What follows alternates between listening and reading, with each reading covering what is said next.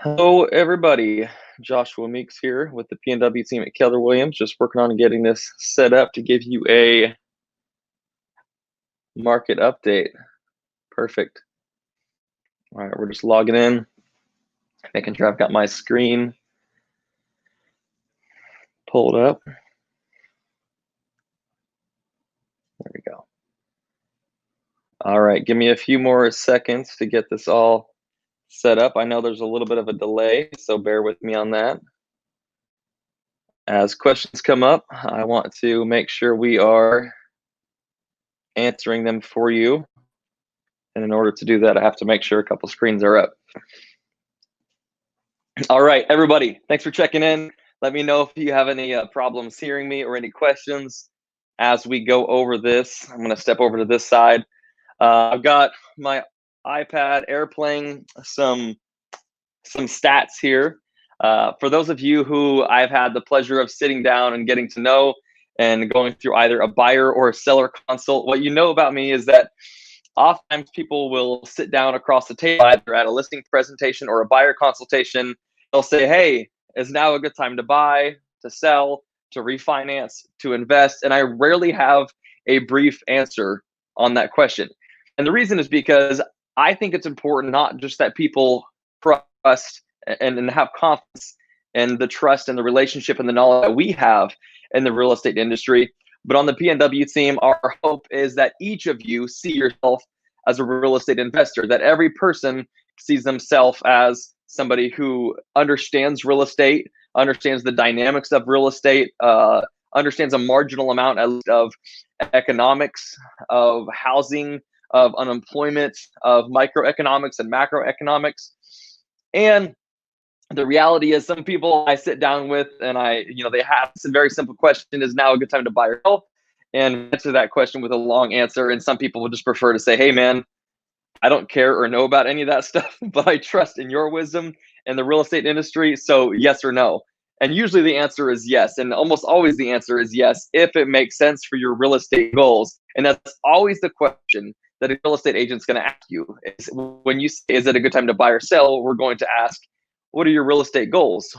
And that might help figure out or establish what that answer is. So if you all have any questions at all as you are watching this video, let me know. But I'm just going to jump into a little bit of the questions that have been coming up consistently over the last few weeks and over the last few months even. The first question is, make sure something hasn't come up already. No, it's somebody else. The first question is, how is coronavirus impacting the real estate market? And for the sake of this, I haven't heard it said before, but we'll just call it coronomics. Okay, so this is like corona economics, which is different than normal economics in the sense that all these questions that we have right now about housing and economics and impact, it's largely based off of how is this pandemic impacting the real estate economy. Let me give you a quick intro to that by saying some people have a concern about unemployment based off of this current pandemic, based off of this current crisis. Keep these stats in mind, and we'll break into them a little bit later. Right now, a lot of real estate agents that are active in the industry, that are full-time agents, that are actually like having a good pulse on what's happening in the industry, be able to tell you for sure that most homes have around 7 to 8 buyers at least for each listing that's coming on the market. That means there is massive demand. A lot of these homes have 5, 6, 7, 10 times the amount of demand for the homes, especially if you're looking at the median price range of around $420,000 and less. Then we're seeing housing availability. The biggest issue or concern that we've had over the last 4 or 5 years is a shortage of inventory, and that shortage of inventory, on any economic scale, shortage of inventory increases demand, increase of demand increases prices. That's usually the way that economic scale works. So let's say 10% of the people in the Pacific Northwest, heck, let's say 25% of people in the Pacific Northwest lose their jobs. Now, this is what we call an isolated variable. Say it doesn't impact emotions or perspective of the economy nationally or locally. Let's just say 25% of the people in our economy lose their jobs. sounds like a massive deal. Sounds like it could be an absolute economic concern. And if you're one of the families that's being impacted by unemployment, it's a massive concern. It's a huge deal. But let's look at that and compare it to the actual housing economy that we're in right now. If you have roughly 8 buyers for every home or sale that's on the market, 25% of these people, 1 out of 4 people, or 2 out of 8 people, lose their job and hypothetically no longer qualify for financing on this home. What that means is we still have roughly 6 buyers per home if it's an isolated variable. That's still a significant amount of demand. So, is Corona impacting the economy? Yes, it is. Is it impacting families personally, businesses, local industries? Absolutely. The way in which it's impacting the real estate economy specifically is significantly different. Keep in mind, a lot of us who have experienced the great housing crisis or the great bubble of 2007, 2008, we've lived through that. And it's easy for us to look back and assume that this means that. But if you look back in history, housing prices actually stabilized or continued to grow straight through a lot of the previous recessions that we've had in the past over the last 50, 60, 70, 80 years. So that's a huge factor that makes this significantly different. Now, again, if you're talking to any real estate industry that's active in this market on the way that it's impacting the housing economy, what difference does it make? Well, we have to wear masks. We do have to wear gloves. As of today, it's the 7th. That means that hypothetically, if anybody shows up to a house without a mask on or has an appointment without a mask on, we're supposed to refuse the service. Now, some people are doing that, some not, but whether or not that's the case, putting on a mask, putting on gloves, it's not necessarily impacting the real estate economy. And as I'm going through this, if you guys have questions, feel free to jump in anytime at all. And I'll be happy to answer those as I see them come up with all 3 of these screens open. So us having to put on masks and gloves, I don't really personally feel like it's impacting our business significantly. But certainly, if we have a buyer who is looking for a house and now they're unemployed, that sucks for them, sucks for our family, sucks for that relationship. But is it impacting sellers of the housing economy? Not really, not much at all. Now, I've also think it's important to delineate between enforced economic balance and a normal economic balance. And what I mean by that is if you look back into unemployment rates, 2008, 2009, 2010, I-5 was roughly, fairly open. The traffic was clear because a lot of people weren't working, and they weren't working because the natural progression of the economics, the industry, had forced those people out of jobs. This is a lot different than somebody hypothetically turning the switch off and saying, hey, the economy's there, the demand is there, the supply is there, all of the economic factors are there. But another way to think of it is whether it's the governor or the state or the nation, we've had to flip the switch off. Whether or not you think that's necessary, the switch has been flipped off. That switch is closing down businesses, restricting the amount of people that are coming through those businesses, restricting employment opportunities for people in businesses. This is not a natural progression of economics. Now, it can definitely be a natural progression of economics if people are forced out of a job, if it increases foreclosure or mortgage default rates, etc. Another one of the questions that's come up on that note is that people have asked, and agents feel free to jump in if agents, lenders, title people, anybody else, as long as you're not just randomly soliciting your business, feel free to jump in on any feedback that you have too. Anyhow, that being said, I had a good friend of mine and a client recently sent me a link and said, hey, this thing is that that housing default rates are higher than they are right now. Well, as a matter of fact, they are probably as high as they've been since around 2011.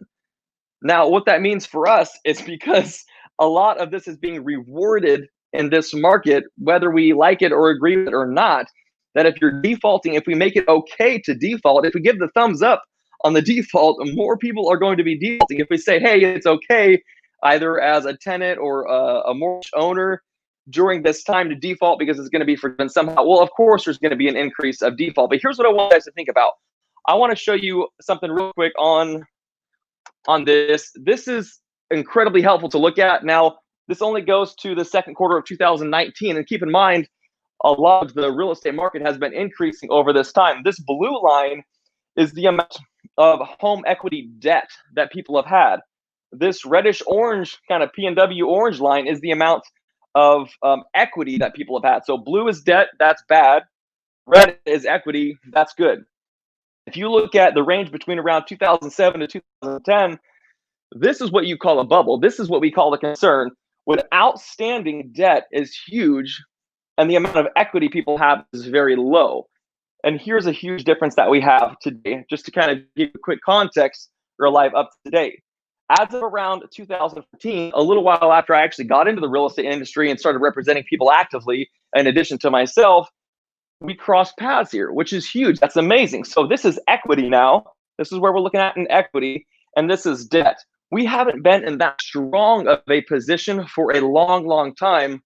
Where that's somebody just texted me. I'm going to ignore that real quick. So we haven't been in that position for a long, long time when people have had that much equity and that little of debt. A matter of fact, a ton of homes are currently owed free and clear. So when you look at default rate, if homes are defaulting in 2011, that's a huge deal because they don't even have the equity to come up with that mortgage payment or to sell their house. If people are defaulting right now, well, they're still sitting on a huge chunk of equity that in 2011 they weren't sitting on. This is another chart I wanted to show to you all that's incredibly helpful for me to explain the difference between right now in the real estate market and a while back in the real estate market. Very, very common question: is now a good time to buy or sell? Followed up with the question of, are we in a bubble and is that a concern? When we look at what was taking place in the housing economy back in 2008, people didn't have equity, or the equity they had, they were way over maximizing it, right? The classic pulling out equity and buying an Escalade. People are a lot wiser, a lot smarter. Lending regulations are a lot tighter now. This is inventory in that area. And when we talk about a bubble popping today, in 2008, 2007, there was a large bubble. You can see, this is not a huge screen, but you can see it's a large bubble. When inventory is high and overnight demand decrease and default rate increases, this is a bubble and it pops. So think of inventory as that bubble specifically. Again, if you look at normal economics, typically when supply is there and supply is high, then demand is decreased. And when demand is decreased, then prices decrease. When supply is low, demand increases. And when demand increases, prices increase. So a lot of people are saying, hey, default rates, unemployment rates, coronavirus, life pandemic. Here is the inventory we had, and here is the inventory we currently have. This is a bubble that popped in 2007 to 2008. If this bubble pops, it's a pretty small bubble. So inventory equals bubble, bubble equals inventory. Again, this is an isolated variable. It's always the exact case. But when we look at supply and demand and economics, that is largely where that's brought up. Now, I want to show you one more thing. This is going to be what's happening in the economy right now. I'm just holding my iPad as an AirPlay. So this is, just to give you some context, this is what's taken place over the last 15 years on this chart. This is what's taken place on the last year on this chart. What you'll notice is if we zoom in on this, over the last 15 years, these dark green bars are homes that have recently sold. This red line is homes that are completely going under contract. And this big old bubble that we saw back in 2007, 2008 area, this is the amount of inventory that there's no demand for. This is builders overbuilding. This is people putting homes on the market that people don't have the equity or the credit to purchase. That's what we call a bubble. And this huge yield is what we would call the difference between what's available and what's actually needed is a yield that creates that bubble. Now, if you cruise way, way, way, way down here, this tiny little bubble, right? It's like looking at the earth next to like a tiny star. What you'll see is this red line has come closer and closer and closer to what the actual supply and demand is because lenders, buyers, sellers, consumers have gotten smarter. So congratulations on that. When you look at the next chart, here's where we are. If you're a buyer in this market and you're wondering why it's so difficult right now to get into a home, why it's so competitive, it's because we used to have a lot of inventory. If there's 10 sellers for every buyer, it becomes a buyer's market. That's fantastic. If there's 10 buyers for every seller, it's a seller's market. It's great for sellers, not as exciting for buyers other than phenomenal interest rates. during this time. This is last month specifically, where we had 9,700 homes go under contract and right around 8,000 available. And this is happening month after month after month. A couple of good reasons. During coronavirus, people don't want to invite a ton of strangers in their house, right? This is what we call, forced economics based off of a pandemic. But this inventory shortage is a huge difference. And while there's an inventory shortage, there is more equity than we've had in a long, long time. So significantly more equity than we have had in a long time, a lot less inventory than we've had in a long time, and a massive, massive and consistently for homes than we've seen in a long time. Last question that comes up, super important, comes up all the time, is refinancing. Is now a good time to refinance? Y'all, I just refinanced, and to be honest, to be transparent, I purchased my home about a year ago, and I used some of my commission to buy down that rate at that time. Seemed like a good time and make the best decision for what you can during that time. And now rates are even lower. So we refinanced, bought it down even a little bit more. Now our refinance rate was under 3%. Standard refinance rates are like low to mid threes right now. Purchase rates a lot of times are under 3. If you're not following the PNW team on Instagram or Facebook and getting those regular updates of the monthly market updates, or just that weekly snapshot of what's taking place in the market, what you'll see consistently taking place is that there's massive demand, very few homes, and it's been the same story. Interest rates low, and that's helping to sustain that difference. I'll always add the caveat that if we force a market shift, right? If we force unemployment, if we tell people they can't serve people, if we tell people they can't close their business doors, well, eventually, when they come back around, the demand might not be there like it was before, because now that money, it's constrained the flow or liquidity of United States capital. That's just bound to happen. But if we are able to respectfully go from phase 1, 2, 3, 4 as a state or as a nation, it definitely helps that become a lot easier. And we're very grateful that in our state we have the ability to continue to show homes with guidelines and parameters that have made that all make sense. So if you're able to save around 1% on your rate by refinancing, it's probably a great idea. If you're hoping to move sometime in the next 2 to 3 years, it's probably not a great idea, because by the time you pay fees for refinancing, then you're going to be hitting a break even probably in 2, 3, 4 years.